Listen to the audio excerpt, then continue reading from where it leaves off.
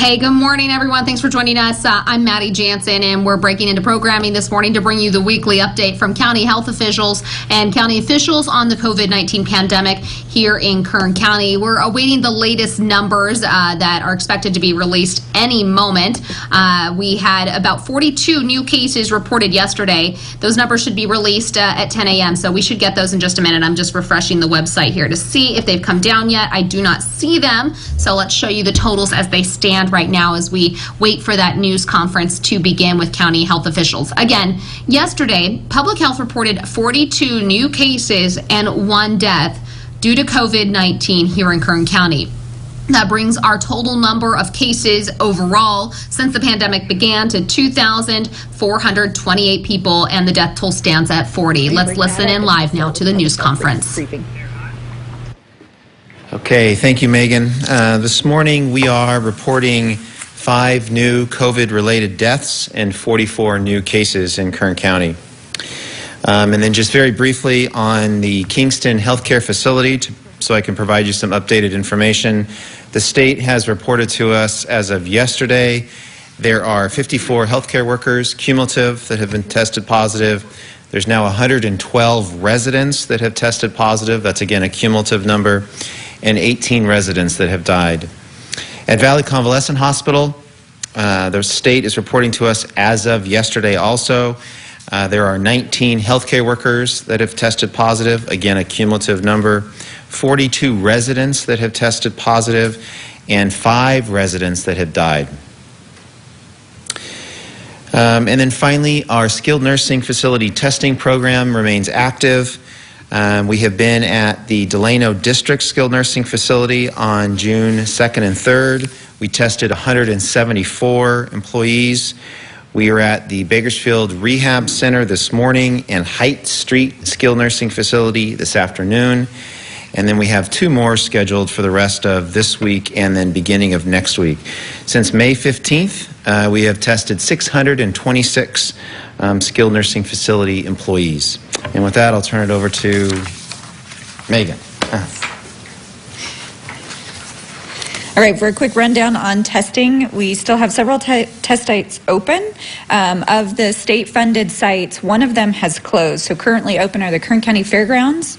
The entrance on that is off of Ming Avenue and P. The Mojave Veterans Hall remains open, as well as the Kern Public Health building. The location, the drive-through location at the Richard Prado Center off of Mount Vernon, closed yesterday. We are currently looking for a new location to put that site.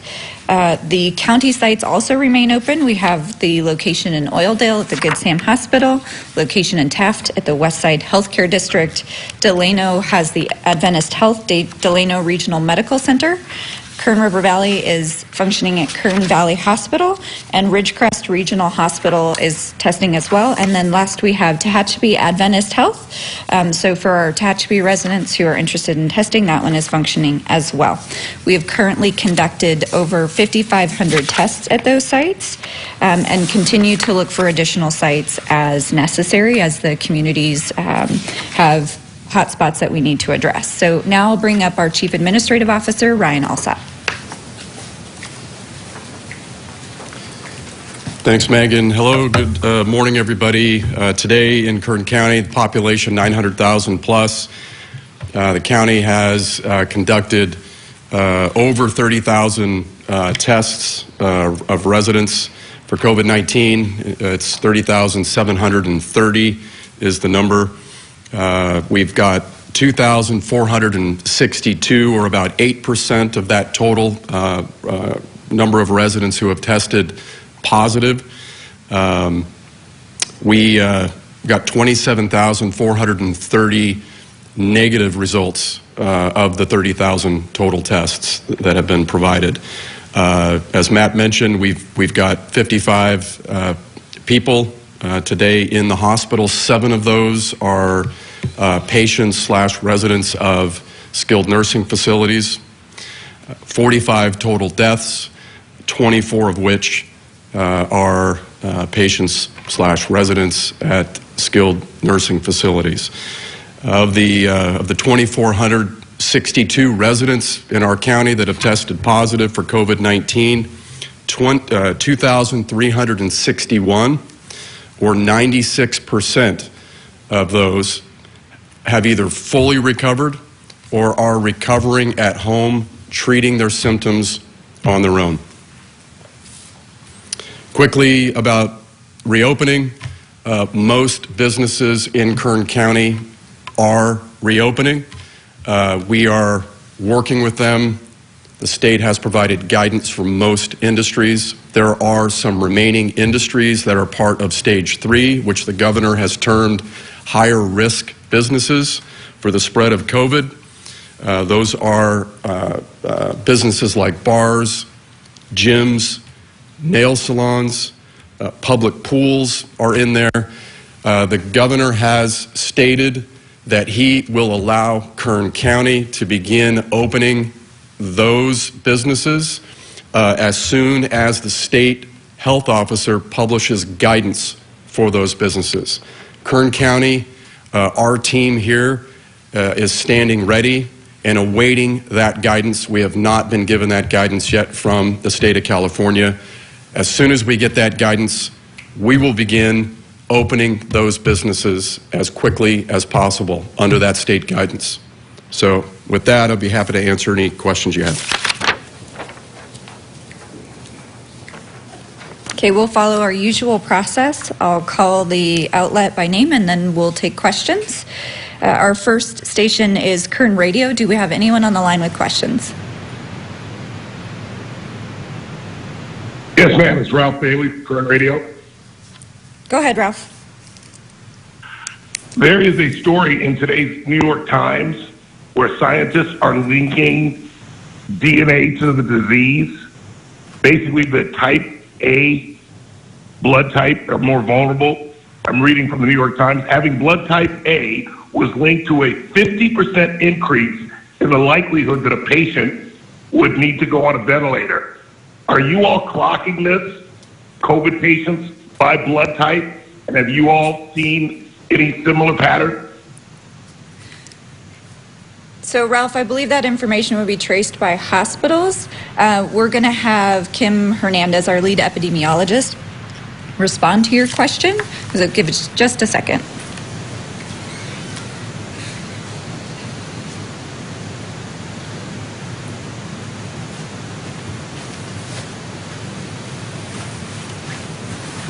Hi, Ralph. This is one of many things that we know CDC has been looking into. There has not been any specifics from CDC yet at this point that there is a higher risk in those groups. It's something that is still currently being evaluated. It is not something that is collected through public health surveillance, but it is something that is known at the hospitals. So we anticipate that CDC, when necessary, will be reaching out to the hospitals through us to get information like that as they continue to look into differences in patients with COVID-19. Thank you. Thank you. And I have a question for Mr. Alsop. I have a source that is saying that the governor is going to open these bars up on Tuesday. Do you have any knowledge of that? Hang on, Ralph. No, Ralph, I don't, but we would welcome that and work with the state to begin opening those businesses as soon as we receive that guidance. Thank you. Okay, our next outlet is Channel 23. Do we have anyone on the line with questions?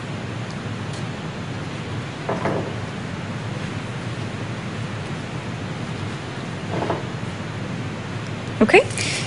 Kern Soul, do we have anyone on the line with questions?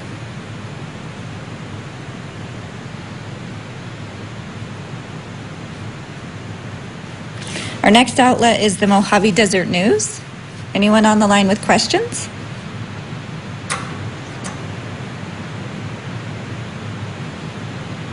Okay, Channel 29.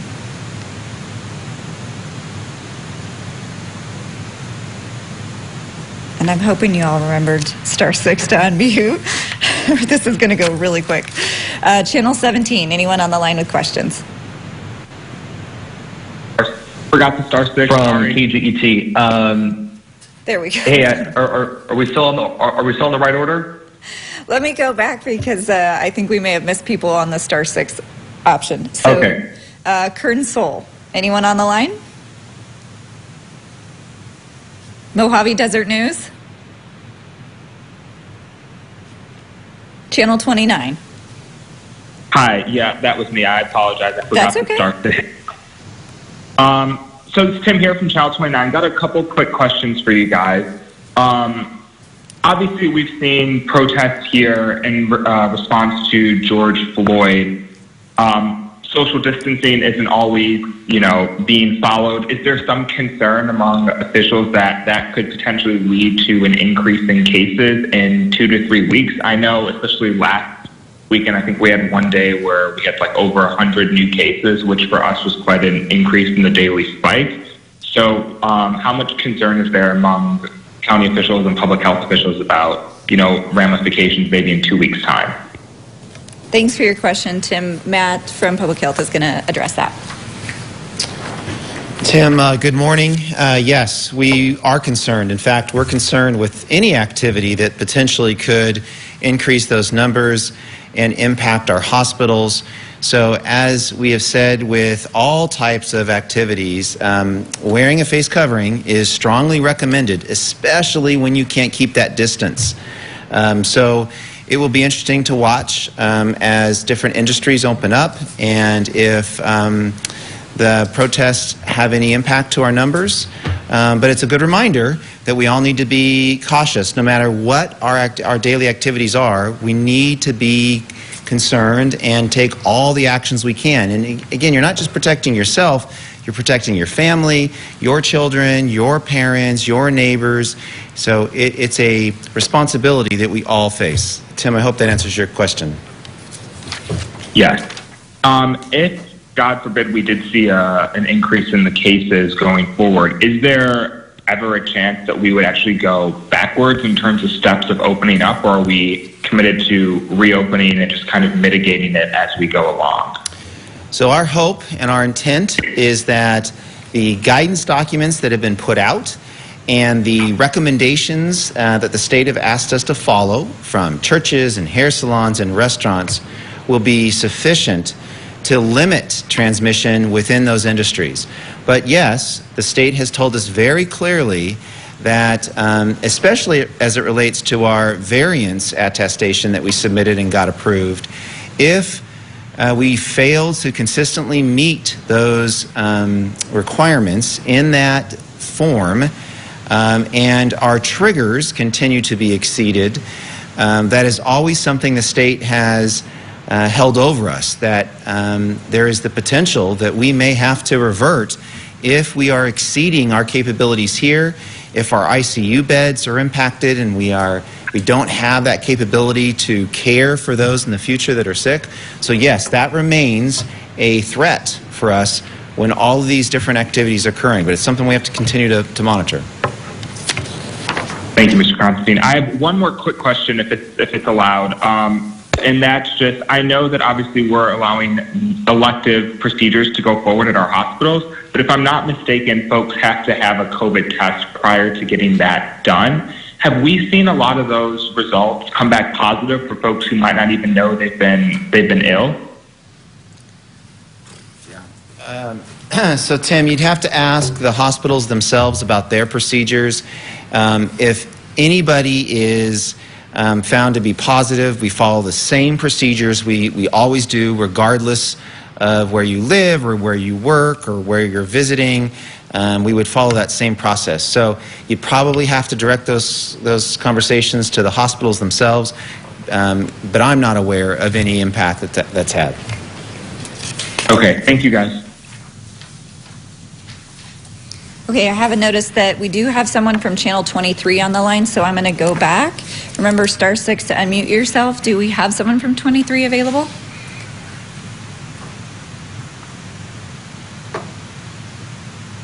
Hello?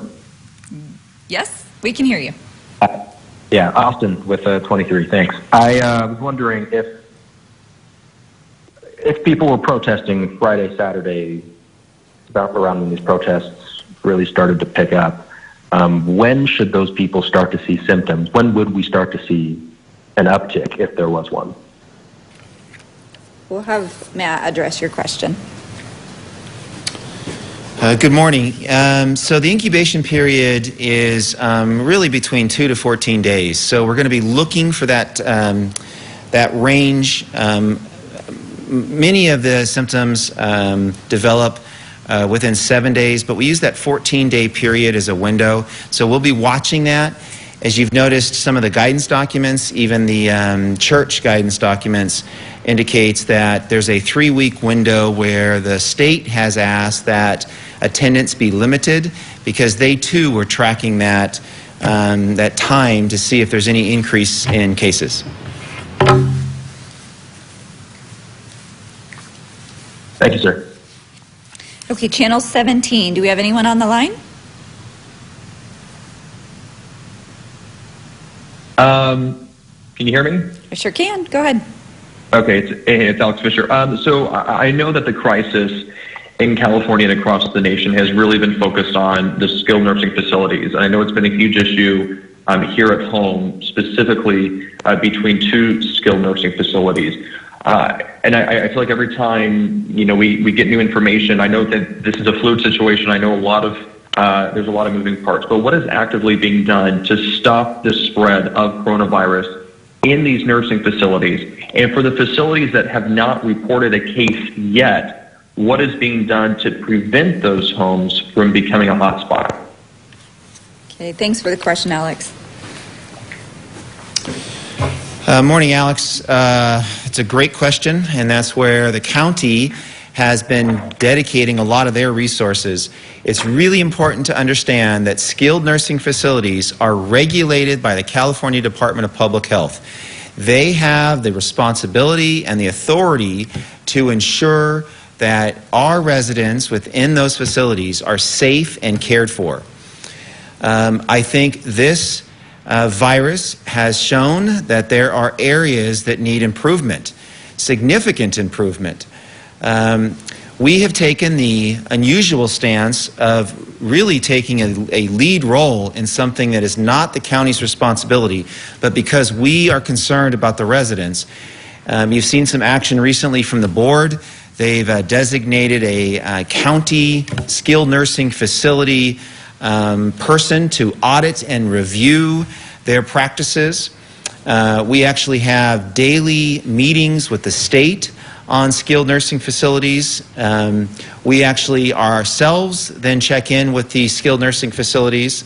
We have our skilled nursing facility testing program. We're trying to do everything we can, and in fact, staffing. We are the ones that try to obtain staffing for both, in particular, both Kingston and Valley Convalescent, so that we can shore up the staffing with local people that are willing to dedicate their time to support these facilities when they're struggling with adequate staffing. It's not enough. We need to do more. We're concerned that although we're dealing with Kingston and Valley Convalescent now, that there are other facilities. I mean, there's 19 total. This is not something that's specifically unique to those 2. We are expecting it will affect others, but we need to do things now. We need to step in now as much as we can. Kim Hernandez, who's speaking today, was on a call yesterday with the skilled nursing facilities, specifically talking about actions they're taking. So we're involved. We're going to do everything we can, but it's important to understand our authority is limited and our experience with skilled nursing facility is also limited, and we're really asking the state to play more of an active role in protecting our residents.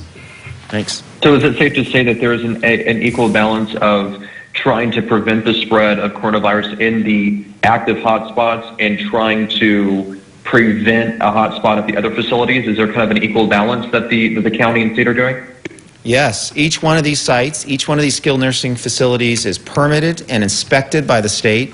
The state has asked each one of these facilities to put together a testing program and a mitigation program. We've actually asked for those documents ourselves so we could see them. So yes, it is a balance between focusing really on the ones that are struggling and where unfortunately some of our residents have passed away, to identifying earlier those that work in other sites that could be positive and maybe don't even know it yet, and that's why that testing program is active. We want to identify those, perhaps even those asymptomatic employees earlier on, so we can take actions to preclude them from coming to work and preclude them from actually infecting others. Hopefully that answers your question. Yeah. Thank you. Our next outlet is KNZR. Do we have anyone on the line with questions?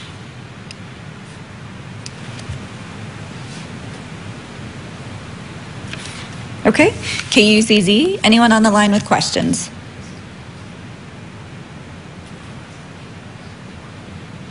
And our last outlet, the Bakersfield Californian, anyone online with questions? Yeah, hi, this is Teddy Feinberg. Can you hear me with the Californian? Go ahead, Teddy. I was wondering, and I believe this question's for Ryan. So Ralph asked about Tuesday in particular with moving on to stage 3. Is there any expectation or ballpark in terms of when we think we might be getting word, or is that just very hard to say right now? I'll have Ryan respond to that. Okay. Yeah, it's hard to say. I did not hear Tuesday could be the day. I know that we are in the next several days are when we are expecting this guidance to come out. It may not be all of the guidance for stage 3 businesses all at once. It may be piecemeal. It may be guidance for bars one day, guidance for gyms the next day. We just don't know.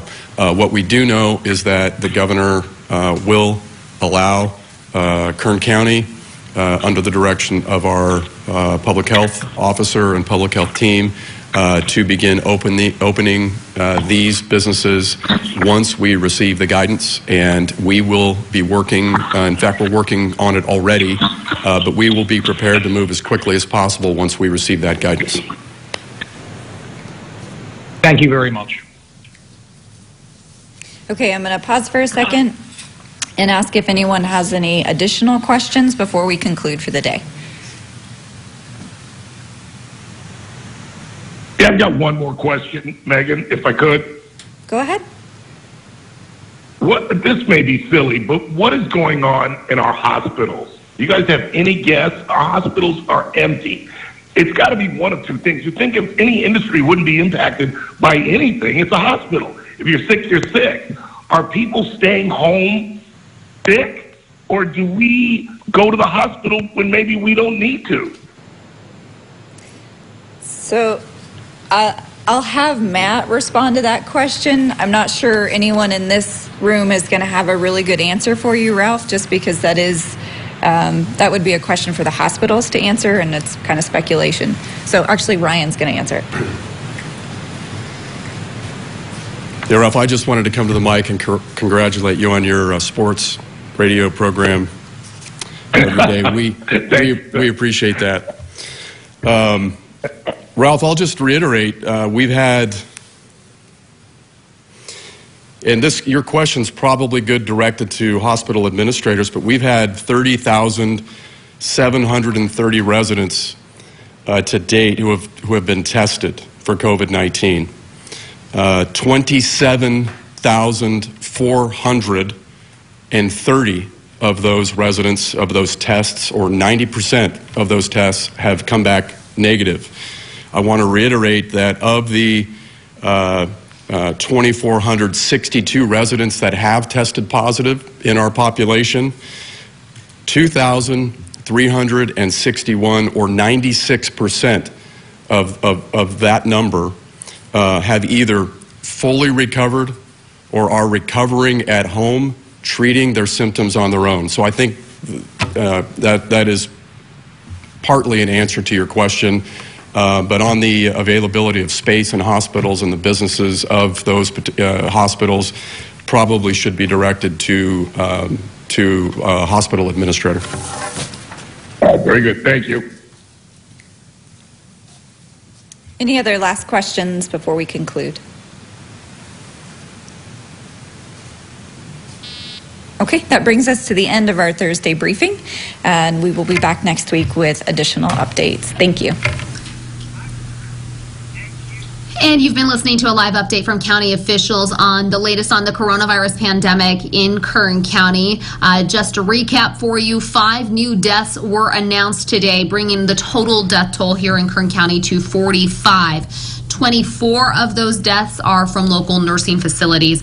There's been a lot of focus on the impact on local nursing facilities lately, with Kingston Healthcare Hospital really taking the spotlight here.